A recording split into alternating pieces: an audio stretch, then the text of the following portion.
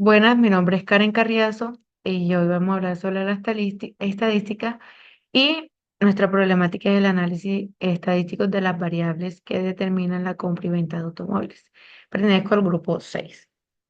Bueno, a continuación hablaremos sobre nuestra problemática, pues más que todo consiste en que la Asociación Nacional de Concesionarios con Motores desea analizar las diferentes características que han venido determinando la compra y venta de los autos, las cuales son importantes para que el cliente a la hora de seleccionar su automóvil con el fin de identificar cuáles son los autos con determinadas condiciones que hacen posible la compra y consecuencias de la venta, para proyectar las decisiones de la empresa con beneficios comunes tanto para el vendedor como para el comprador. Es necesario hacer un estudio estadístico que permita reconocerlas, relacionarlas y tomar decisiones de acuerdo con lo que se busque a cada una de las partes involucradas.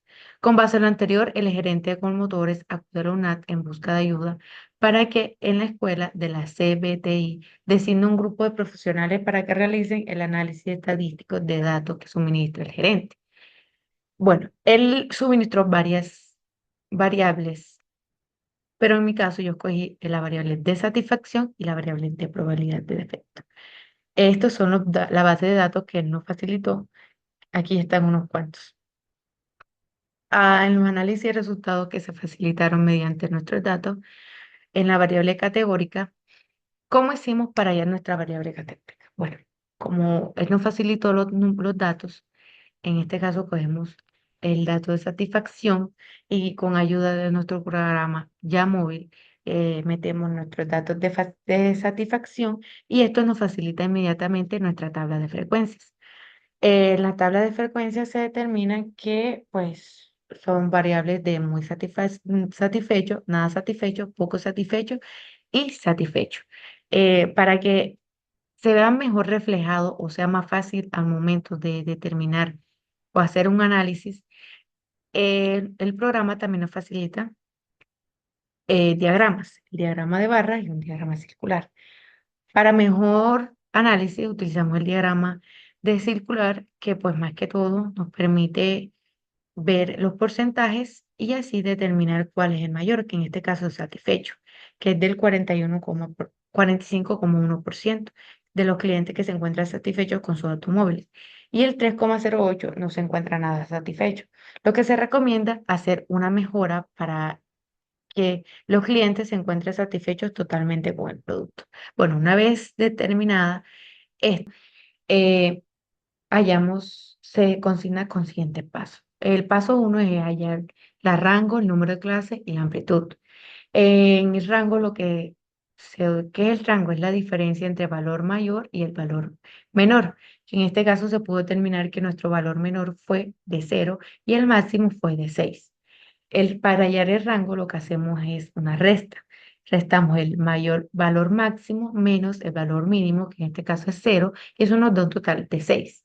Luego de hallar nuestro rango, hacemos el número de clases, que es 1. La fórmula sería 1 más 3,33 por logaritmo de n, que n es el número de datos, que en este caso es 450. El número total de datos es 450. Reemplazamos y eso nos da un valor de 9,835.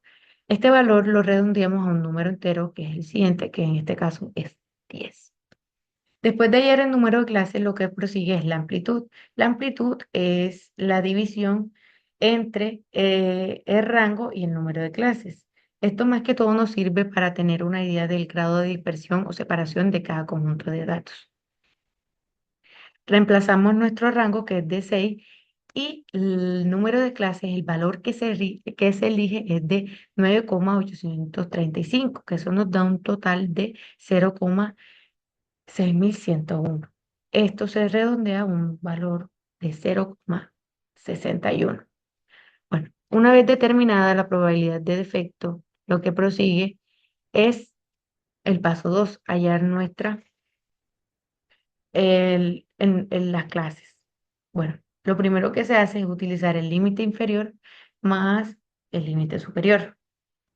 ¿Cómo hacemos? Entonces cogemos el límite inferior que va en la casilla de izquierda y el límite superior en la derecha.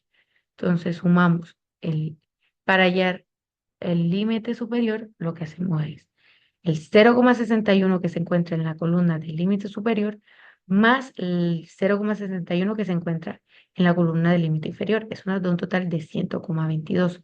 Y así hacemos sucesivamente. Entonces, 122 de la más 122 más 122 da un total de 184. Y así hacemos sucesivamente hasta tener nuestra última clase que es de 5,49 y 6,10. Lo que proseguimos es a hallar XMI, que ¿cómo lo hacemos? Sumamos el límite inferior más el límite superior y lo dividimos entre 2. ¿Cómo se expresa en la siguiente ecuación? 0,00 más 0,61 dividido entre 2 es igual de 0,305. Y así hacemos sucesivamente hasta obtener la última, que es 5,49 más 6,10 dividido entre 2, total de 5,795. Después de hallar eso, hallamos la frecuencia absoluta. Para hallar nuestra frecuencia absoluta, hacemos una contabilización del número de individuos de cada variable. ¿Cómo así? Bueno, lo que procedemos a hacer es coger todos nuestros datos y en X sub M sub I lo que buscamos es dónde más o menos se encuentra ubicado nuestro valor, que en este caso es 0,305 o 0,3, dónde más o menos se encuentra ubicado. Y podemos determinar que se encuentra más o menos en la casilla 34. Y así hacemos sucesivamente con todo hasta obtener la suma de todo ello que nos tiene que dar el valor total de datos que existen, que es 450. Luego de hallar nuestra frecuencia absoluta, procedemos a hallar la frecuencia relativa. ¿Cómo hacemos para hallar la frecuencia relativa? Entonces, cogemos f sub i y lo dividimos entre 450. El 450, como lo había mencionado anteriormente, es el total de datos que existen. Entonces la expresión sería 34 entre 450 da un valor de 0,076.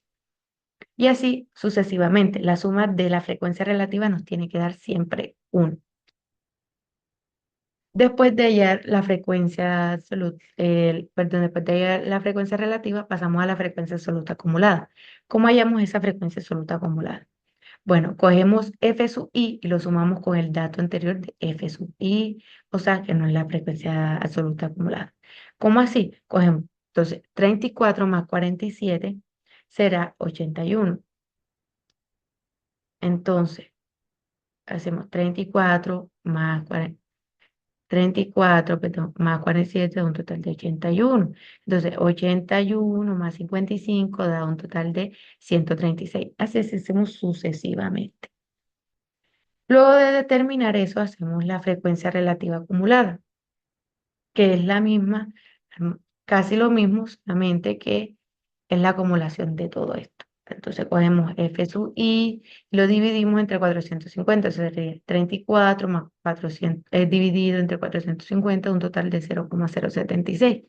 Y así hacemos 81 entre 450, da 0,180, y así sucesivamente, hasta tener el último dato. Después hallamos nuestro porcentaje. ¿Cómo hacemos para hallar el porcentaje? Entonces cogemos H sub I, que en este caso la frecuencia relativa, y lo multiplicamos por 100. Entonces sería 0,76 por 100, que da un total de 7,556.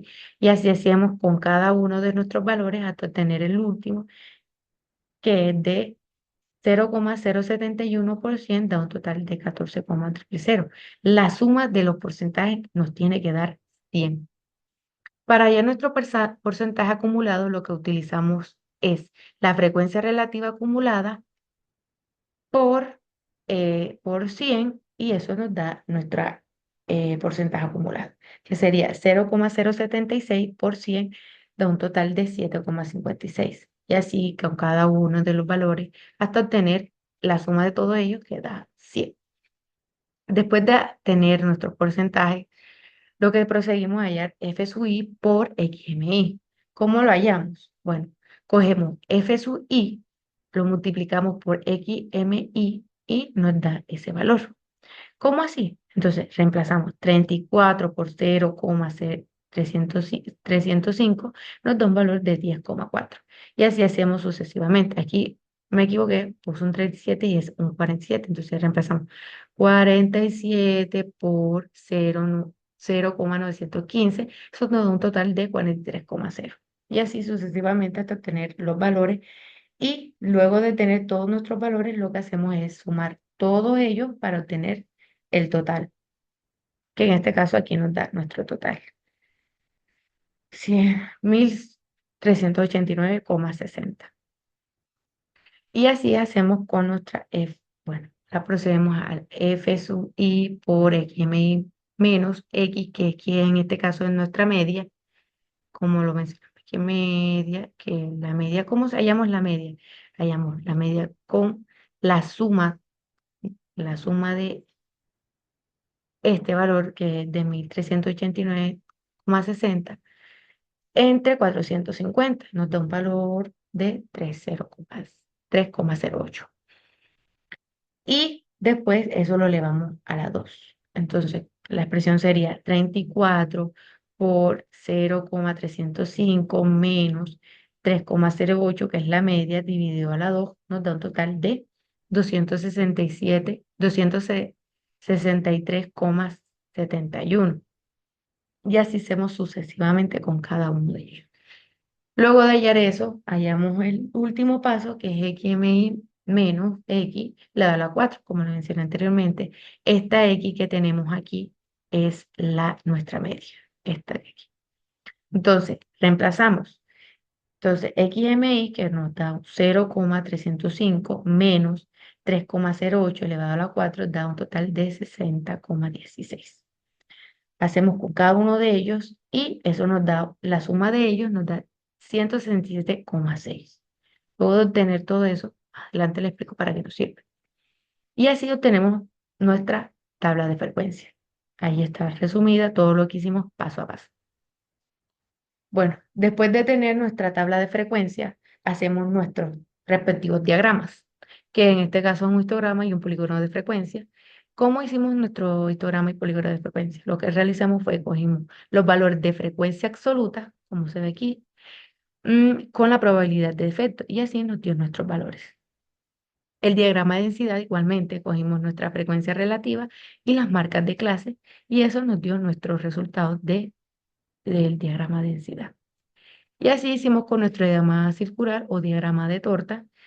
Podemos determinar que el valor mayor es de 21,%. Bueno, después de ver nuestros respectivos diagramas, lo que procedemos a hallar la media, la mediana y la moda. Como lo había mencionado anteriormente, la media, pues, es la sumatoria de F sub I por XMI dividido entre N, que N sería nuestro valor total de datos, que es 450. Reemplazamos en la fórmula y eso nos da la media de 3,08. La mediana es el límite inferior, que es 2,44. Por N sobre 2, que es 2,25, menos F sub I menos 1. Ese menos 1 significa el dato anterior de, del- de nuestra tabla, dividido entre F sub I por A, que es la amplitud. Reemplazamos nuestros datos de cada uno de ellos y nos da que la media es de 2,55. Igualmente hicimos con la moda. La moda es el límite inferior más la marca 1, dividido entre marca 1 más M2 por A. Entonces reemplazamos esos datos y nos da un total de 2,63, que la moda es el dato que más se repite. Y aquí metimos nuestros datos a YAMOBIL y nos da cada uno de lo que hallamos. Vemos que la media da 3,09 y de forma manual nos da 3,08. Entonces el nivel de, de error no es tan máximo. Bueno, después de hallar todo eso, hicimos nuestra varianza y desviación estándar, que el primer paso que hicimos fue hallar la media, como mencioné anteriormente. Después F, el segundo paso fue F por XMI menos X, que es la media, dividido a la 2, que eso lo hallamos en la tabla. Y aquí verificamos si nuestros datos coinciden con lo que nos da en la tabla. Después de hallar eso, hallamos nuestra varianza, que es la suma de F sub I de XMI menos X, que es la suma de esto, elevado a la 2 dividido entre n menos uno. N menos uno es el valor anterior a nuestro dato total, que serían entonces 450, ya no 450, se le resta uno, sería 449. Reemplazamos esos valores y nos da de 30,9. Después de hallar nuestra varianza, lo que hacemos es la desviación estándar, que es la raíz cuadrada de nuestra varianza, y eso nos da la raíz cuadrada, la raíz de 3,09 de 1,71. Después de hallar nuestra varianza y desviación estándar, lo que procedemos a hallar es el coeficiente de varianza, que se reemplaza. Entonces, reemplazamos nuestra desviación estándar sobre la media por 100. Eso nos da un total de 2122,43. Ese es nuestro coeficiente de varianza. Después hallamos nuestro coeficiente de asimetría, que es la fórmula es 3 por la media, sí, la media, menos la mediana, que es 2,55, dividido entre la S, que es la varianza de 1,75, nos da un valor de 0,908. Esto quiere decir que nuestro coeficiente de asimetría es menor a cero, y eso se hace que la distribución asimétrica sea negativa. Después hallamos la kurtosis, que es la suma total de xmi menos x menos, perdón, la media elevado a la 4 sobre n por la varianza elevado a la 4. Reemplazamos nuestros datos y eso da un total de 0,039. Y lo aproximamos a 0,040 y eso nos determina la cortosis. Después de hallar eso, hallamos nuestros cuartiles. Nuestros cuartiles equivale a Q1, Q2 y Q3, que sería el Q1 es de 25, Q2 es de 50 y Q3 es de 75. Entonces, ¿qué hacemos? Reemplazamos el 0,25, que equivale al número de cuartiles, 0,25 por 450, que es el número total de nosotros, y eso nos da un valor de 112,5. Entonces se aproxima y de 113. Entonces buscamos eso y esto equivale a la clase 136, que es la que más se acerca. Y así hacemos con el cuartil 2 de 0,5, que es 50 por 450, nos da un total de 225, entonces equivale a esto a la quinta clase. Q3 es de 0,75 por 450, nos da un total de 337,5, eso se aproxima a 3,38 y este equivale a la quinta clase, que es de 322. Son los valores que más se acercan a esto, según la tabla, nuestra frecuencia. Entonces, reemplazamos nuestros cuartiles, que es el límite inferior más I menos F sub I, que menos 1, perdón, que eso equivale al valor anterior entre F sub I por A. Entonces reemplazamos nuestros valores y vemos que nuestro cuartil 1 da 1,57, cuartil 2 da 2,93 y cuartil 3 da 4,44. Después de hallar esto, hacemos la diferencia entre el cuartil 3 y el cuartil 1, que es 4,44 menos 1,57 nos da un valor de 2,87. Y aquí podemos verificar si los datos son atípicos. En este caso, nuestros datos sí se encuentran dentro del rango. Y así hacemos con nuestros percentiles. Percentiles, en vez de nuestra variable que es cuartiles, entonces utilizamos percentiles. Entonces hallamos el percentil 10, percentil 25, el percentil 50, el percentil 75 y el percentil, eh, perdón, hallamos el percentil 10, percentil 25, percentil 50 y el percentil 75. Y así hallamos cada uno de nuestras variables y pues vemos que nuestros datos se asemejan a los datos que nos verificó Yamovi, que se asemejan. Vemos que nuestro percentil 25 es de 150, 1,50, percentil 50 es de 3 y el percentil 75 es de 4,68. Lo que se puede analizar de este trabajo es que la probabilidad de efecto que muestra en promedio la probabilidad de defecto es moderada, de 3,09, con una ligera dispersión. La mayoría de los automóviles tienen la probabilidad de defecto que varían entre 1 y 6. La distribución de los datos es aproximadamente simétrica y algo más plana de lo normal. Estos resultados proporcionan una base sólida para realizar análisis adicionales y tomar decisiones informadas sobre la mejora y comercialización de los autos.